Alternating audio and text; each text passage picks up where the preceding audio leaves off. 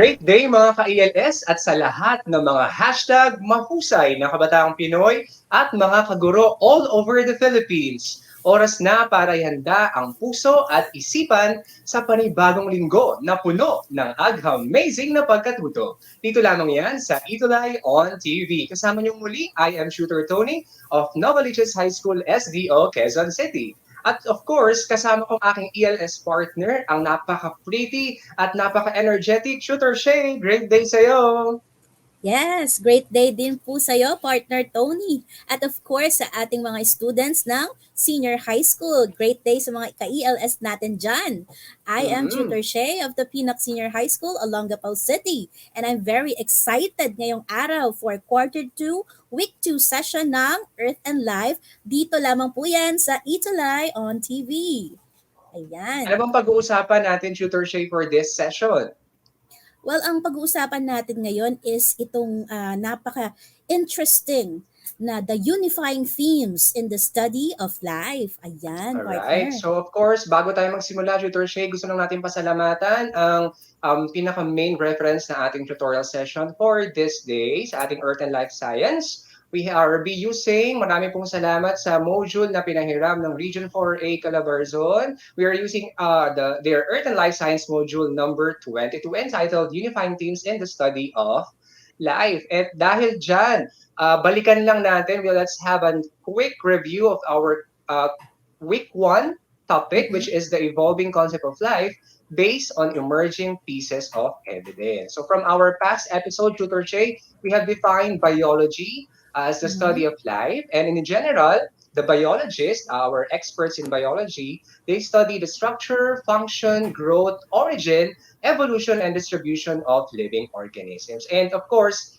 shinare din natin sa ating mga ka-ELS kung bakit nga ba napakahalagang pag-aralan ng biology just like all the other fields of sciences. And because it will help us understand how living things work and how they function and interact on multiple levels. So, inalam din natin, nireview natin ang mga major branches ng biology, which is zoology, the study of animals, botany, which is the study of plants, and finally, microbiology, which is the study of microorganisms. Ayan. And Tutor Yes. Shay, last week, shinare mo sa amin, di ba, yung mga different indicators. Paano malalaman kung isang living entity ba ang isang particular entity? And these are the following. Of course, kailangan it's made up of cells. It can grow and develop.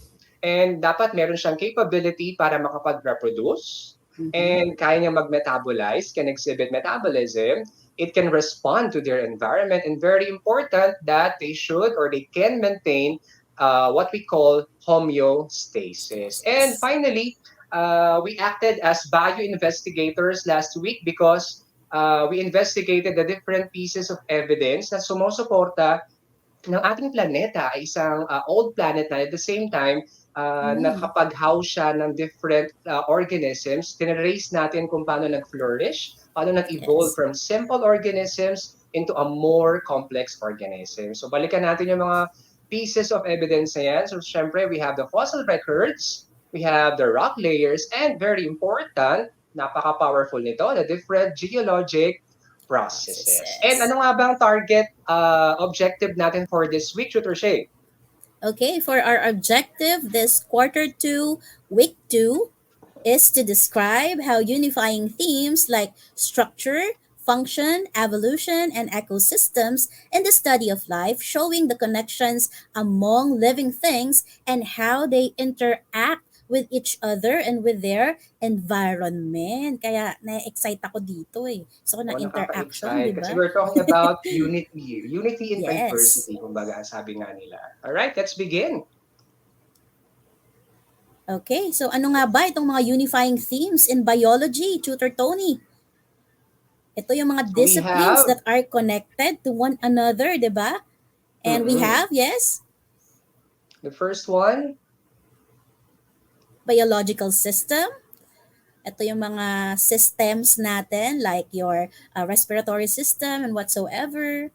We have our mm-mm, ecosystems. We have the cell. We have interaction with the environment. We have energy and life. We have form and functions. We have reproduction and inheritance. We have regulation. adaptation, evolution, and last but not the least, biology and society. Yan. Ayan. So tulad nga sa sinabi ni Tutor Shay, very interesting kasi 'di ba, sabi nga sa isang kanta, we belong on a circle of life, yung tinatawag natin. Yes. Alright, so we better begin, Tutor Shay. So the first Mhm. one is First one is what we call biological system. So ano nga ba ito, Tutor Tony? Na nga natin? mm, Sabi dito, living things work as a system. At the same time, they cannot be separated from non-living things since they are both operating as a system. So, di ba, meron tayong mga cells, tissues, organs, and systems, Tutor Tony? systems. So, Tsaka parang, ang sabi nga dito rin Tutor Shay 'no, we mhm, cannot separate, the living things tayo sa mga non-living things because, yes. the other factors ay very important din para sa interaction. Yes. At ano ba yung example ng system natin dito? Of course, we have the respiratory Respiratory system. system. Yes. So, a body system includes organs that interact with one another katulad ng respiratory system natin. And ano nga ba itong Mm. ecosystem? So, yung ecosystem daw, it includes living and non-living things that interact. Pero, Teacher Just Tony, like ayan, yes, just like ano ba yan? Ano bang, tapos meron akong nasa, yan ay tinatawag na bakawan or what we yun call the, bakawan. The mangroves. yes. So ano ba tong bakawan na to at ba't sinabi nga ecosystem siya or system? Well, itong bakawan na ito, it serves as a habitat to many living Yes. organisms na nandoon, di ba? Okay. At ano pa bang meron? It also serves as a barrier, 'di ba? Itong mga mangrove, kapag Mhm. nagsama-sama yan, can also protect a certain area, lalo na yung mga nasa island, mga malapit sa bodies of water, kapag may mga malalakas na alon. So it can serve Yes. as a barrier for them. Kumbaga, may gamit siya, aside Shock from being a absorber, habitat. gano'n. Yes. Let's proceed to the Okay. second one, Tutor Shay. Okay, the second one is the cell. So alam na natin to since elementary tayo, 'di ba? Cells are the Mm. basic unit of life. It is a system of chemicals and processes. Now, it denotes that all living things are composed of living Cells. cells. Ayan. Just like So, this one. yes, that's a specialized cell, Tutor Tony. That's a nerve Mm-mm. cell. Kung makikita natin, kasi cells tend to have different colors, sizes, and shapes. Depende na rin sa function nila. So itong Tama nerve yan. cell, kung makikita natin, para siyang may sapot-sapot or maraming filaments or whatsoever for, of course, the connections of neurons, di ba? Ayan, yung mga Mm-mm. cells na yan or yung mga neurons or nerve cell na yan, nagkokonekta sila para mag-transmit ng messages to one another. Another example is the red blood cell. Kung makikita nyo, kakaiba din ng shape by By concave. concave. Yes, at bakit kaya biconcave ang shape ng red blood cell? Ito kasi shape na to tumutulong sa mga red blood cells na maka-squeeze even through the smallest of capillaries. So ayun. 'Di ba itong red blood cell na to is nagtra-transport ng mga oxygen sa body kaya napaka-importante ng shape din niya sa function. Okay, and also we have this intracytoplasmic sperm injection. So yung sperm specialized cell din siya dahil kung makikita natin dito no mga ka-ELS, meron siyang tinatawag na flagellum or yung parang buntot. Flagellum. Parang Yes, tail, parang yes. tadpole, di ba? Kasi nga nagsuswim siya sa egg Nag-swim. cell.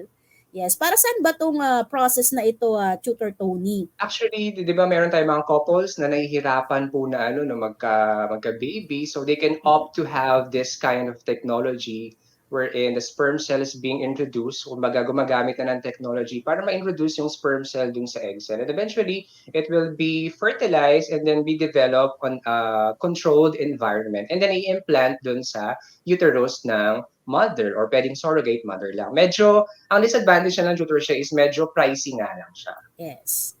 Mm-mm. Ayan. All right, let's have the third unifying theme in the study of life.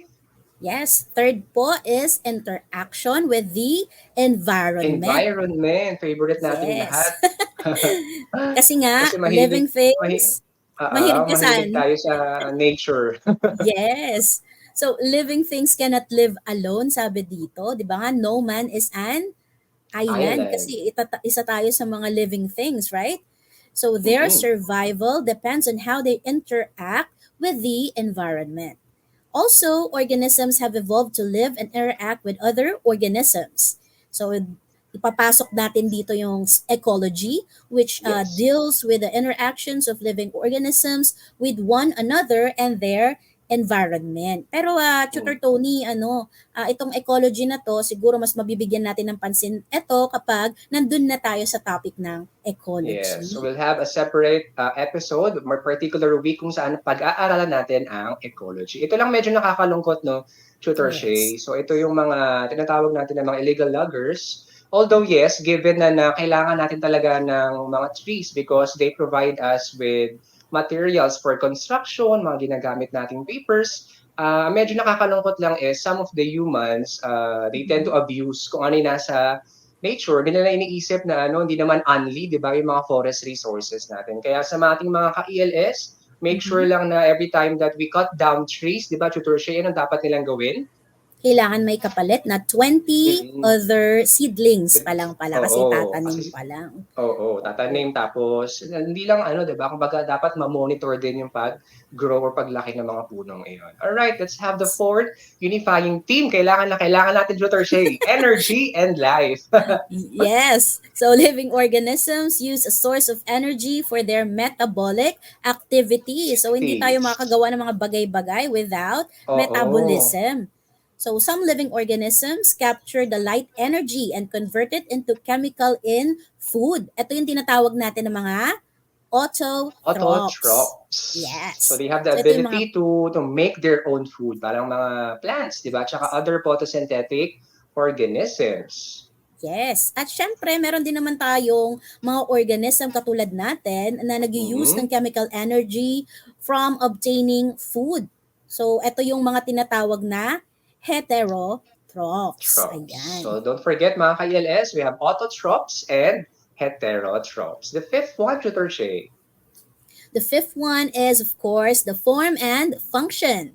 So, organism structures fit with its function. So, katulad nito, di ba, we have a vine plant na kailangan ng specialized stem called tendrils. Kasi The nga, ito yung mga tendrils. creeping, yes, yung mga Creeping creeping plants plants. ito na Oo. nagka-creep. Nagka-creep. Kailangan nila Eh, ng support kasi. So their stem is kumbaga hindi nakapag-stand ng erect. So they need yes. a support system, ika nga. And of course, seen on our presentation right now is the only flying mammal, 'di ba, Tutor Mhm. Shay? Ano ba yung specialized Yes. form and function nitong bat na to? Nakikita ko kasi ito sa ano namin, sa lugar namin eh. So, nakakita na ako, yun nga lang. Sa Olongapo. Yes, sa Oo. Olongapo City, maraming bats doon, lalo na sa may SBMA. So, kung makikita Mm-mm. natin, napakalaki ng tenga niya at yung wingspan niya Yes, ay yung wingspan niya, sobrang grabe, no? daw. Oo. Yes. So, ano bang ginagawa? Bakit Ano bang kailangan gamit ganon? yan? Yes. So, ang bats kasi, they use, o kaya nga masyadong malaki yung tenga niya kasi they are sensitive to noises. Kaya sabi sa amin nun eh, huwag kayong pumapalakpak or huwag kayong maingay pag pinupuntahan Mm. nyo. Yes, they're very Nade-disturb sila. sensitive. Yes, Oo. kasi ang ginagamit kasi na is echolocation. So, Location. yes. So, they navigate and find prey using what we call the echolocation. So, what they do is that they produce sound waves at frequencies that a normal human cannot hear, called Ultrasound. ultrasound. Ayan. So the sound waves emitted by bats bounce off of objects in their environment. Kaya nga 'di ba, itong echolocation na to ay ginagamit nila pang huli ng kanilang mga prey or Pang-trace ng kanilang even prey. yes, or even mag-find ng mate. Yan. Mm-mm. And I think we're halfway there sa ating mga unifying themes. Tutor Shay, thank you for sharing. Ako Yes. naman mag-share from number 6 to 10. For number 6, unifying theme, we have what we call reproduction and inheritance, which is very important. Ito yung process kung saan yung traits ng parents ay ipinapasa. The traits are being passed, the genetics, Mm. kumbaga, di ba? They are being passed from one generation to the next. Mhm. And we have two kinds of reproduction, Tutor Shay and mga ka-ELS. So the first one is what we call asexual reproduction. The second one is sexual reproduction. So ano ba yung difference nila? So pag sinabi natin asexual reproduction, it does not make use of any gametes or mga reproductive cells, just like the sperm and the egg. And instead, what they use or yung mga organisms na pwedeng mag-undergo ng asexual reproduction, they make use of their body parts and isa lang ang parent. Mhm. Okay, only one parent is involved, just like sa sea star na to, yung familiar term nyo na starfish, pwede niyang i-break off yung isang part ng arm niya and then that arm can grow into another sea star. The next one is, I don't know if you're familiar, but this one is an aquatic organism Mhm. found on freshwater parts ng mga bodies of water natin. This one is called the hydra. So pwede siyang mag-grow ng bud dyan and then eventually that bud will grow and it will also separate from the parent organism. So may panibagong organism naman. And sa ating mga plantitos and plantitas, alam na alam nyo na ito, sa ating mga young botanists dyan, you may make use of the roots, the stem, and the leaves or the vegetative parts para maitanim and then it can grow into another organism. So unlike sa sexual reproduction, di ba, Tutor Shay, tulad na na-mention natin kanina, it is Mhm. making use of the sperm from the male and the egg cell from the female. So kailangan na ma-fertilize the sperm ang egg cell and then it will undergo a certain type of cell division, magiging zygote, magiging fetus, hanggang ma-develop yan into a full-grown individual. Well, don't forget mga ka-ELS, no, different organisms have different kinds or means of reproduction and i-discuss natin yan next week. The Yes. seventh is what we call regulation. Ano yung mga dapat i-regulate nating mga living organisms? Very important, di ba?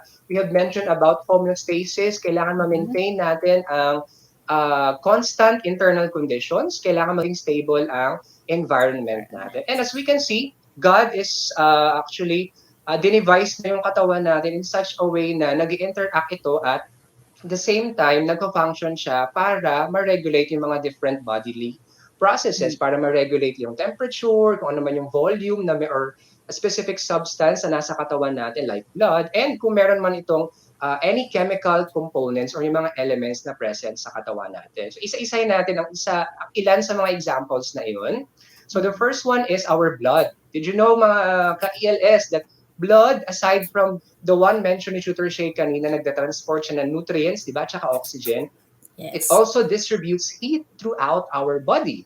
The next one, ayan, kapag init na tayo ay pinagpapawisan. And that's Yes. actually our body's way para ma-release yung heat and at the same time, mapreskuhan tayo, di ba, Tutor Shay? Kapag, after mong pagpawisan, tapos pinanasan mo, ano pakiramdam? Siyempre presko at ready to Oh, fight again. presko. So yun nga. That's because evaporation of water helps to regulate body temperature. And another one, we have a gland, an endocrine gland called the hypothalamus, which regulates body temperature or temperature in general and changes in osmotic pressure. Napakahalaga niyan. And of Mhm. course, ang ating mga bato or the kidneys na nagfe-filter ng ating blood, it's sineseparate yung mga waste na dapat i-excrete sa ating katawan. And it Mhm. also serves as a way para ma-maintain naman ang water balance sa ating katawan. Kasi hindi pwede tayong ma-dehydrate, di ba? Or Yes. maging less than 60% ang ating water content sa katawan. We also have the pancreas na relate ang inyong tutor Tony kasi si tutor Tony na po ay diagnosed with Diabetes. diabetes. Pero actually, Oh, ano lang, hashtag laban lang. No? So tuloy pa rin ang buhay and medyo tinuruan lang tayo maging disiplinado, mga ka-ILS ha. Discipline is the key sa pagkain. So wag mag-overeat, wag mag-stress eating. aray. Again, pancreas regulates the blood sugar level. And finally, i-flex natin ang ating mga skeletal muscles. Ayan. They contract. Alam niyo ba kung bakit? That's a means para pala i-release yung heat. So aside from movement, it is also a means para ma-release ang ating heat. So those are some of the ways kung paano nare-regulate ng ating katawan yung mga different bodily processes natin. Number 8 is adaptation, Tutor Shay, from the word adapt. So nung nagsimula ang pandemic, medyo nahirapan tayong mag-adjust. Pero dapat Mhm. makapag-adjust tayo, makapag-adapt para tayo ay makasurvive sa changing environment. Just like these organisms, Ang aking Paborito mo. paboritong animal, ayan, yung owl. Medyo puyat siya dyan kasi nga nocturnal siya, adapted siya sa buhay kapag gabi, di ba? So natutulog sila kapag umaga. Our cactus, mga mahilig dyan sa cactus, di ba? Mga mahilig Mm-mm. during the pandemic. They have specialized leaves, di ba? Kung magtataka kayo, saan yung mga leaves ng plants? It's actually the thorns, yung pinaka-leaves Yes. nila. And they have the ability to store water kasi nga adapted sila sa mga dry environment. The polar bears, they have thick coat tsaka blubber, yung Mm-hmm. fats, layer of fats after their skin para ma-survive naman nila ang cold environment. And ito, Tutor Shay, para saan kaya itong mga colorful patterns ng peacock? Feeling ko pang ano yan eh, pang attract ng mate, o di ba? Yes, you Nanliligaw are siya. actually correct. Oo, kumbaga pang ano yan, pang panligaw, di ba? Pang chicks nila ng mga peacocks. De joke lang. Yes. And the giraffes, of course, they have their long necks para Mm-hmm. naman maabot yung mga trees or mga plant sources nila sa pagkain. And of course, hindi pa huhuli. Kahit mga microorganisms, they have special ways of adaptation para mabuhay sila kung saan mang environment sila nabubuhay. And the next unifying theme is what we call evolution. Mm-hmm. So may separate topic din tayo dito mga ka-ELS, no? Pero bigyan na namin kayo ng Tutor Shay ng overview. So what is evolution ba? So evolution is the change in living things over time. So nangyayari ito after hundreds, thousands, or even millions of years kung saan nababago ang genetic makeup ng isang species or isang population ng species. Very important ang evolution, Tutor Shay, kasi kung walang evolution, kumbaga, hindi diversified ang mga living Mm-hmm. organisms. Kumbaga, ilang klase lang. Alright? And another information about evolution, it is also defined as the process by which different kinds of organisms are thought to have developed, and mga words natin, no, clue words, developed and diversified from earlier forms during the history of the Earth. Just like what is shown Yes. here on our diagram. So from here, we can see the evolution of the vertebrates. So pag sinabi natin Mm-hmm. vertebrates, mga animals na may backbone. So mag-start yan, of course, di ba, sa tubig nagsimula. So mga fish. Eventually, yung Mm-hmm. iba nag-transfer sa land, yung mga fins nila naging legs. So Mm-hmm. nagkaroon ng mga amphibians. Yung ibang amphibians nag-evolve into reptiles. So from reptiles naman, ibang reptiles, nag-develop or nag-evolve into birds. And some reptiles evolved to become mammals. So, ayun nga. And Yes. the rest is history, ika nga. Kumbaga, nagkaroon ng different diversified forms ng buhay sa ating planeta. And who would not know this illustration, di ba? And it says here, the diversity of life arises by change, leading to the present biodiversity that we see. And finally, our last unifying theme is what we call biology and society. So, Tutor Shay, it would be useless no pag-aralan natin itong mga konsepto na to kung hindi naman siya magiging beneficial sa atin, sa environment. Kumbaga, hindi siya magkakaroon ng impact or gamit sa ating Yes. Of society. course. And having said that, the field of science, including biology is changing the lives of all organisms through research. Mga research natin. And I think napag-usapan natin recently, Tutor Shay, no, in our Mm-hmm. chat about bioremediation. That's Yes. one innovation diyan sa lugar ninyo. Ano bang ginagawa sa bioremediation na yan? Ang bioremediation tutor Tony is gumagamit kami Mm. ng microorganisms para mag Yun. ano ng waste, alam mo yun, katulad ng Oo, plastic, kasi 'di ba? problema natin yan, di ba? Mga tambak na Yes. waste, ano man yan, biodegradable or non-biodegradable. So we make use of microorganisms. Wow, that's very interesting. Yes, kumakain sila ng plastic, o 'di ba? Oh, okay. So plastic ang dinedegrade nila. Lupit ah. Ayos Yes. yun ah. Kumbaga, another innovation na very beneficial hindi lang sa Pilipinas, of course. I think magbe-benefit yan sa buong mundo. All right. So let's Yes. have a wrap up of the different unifying themes na diniscuss namin ni Super Shake. Again, that is biological system.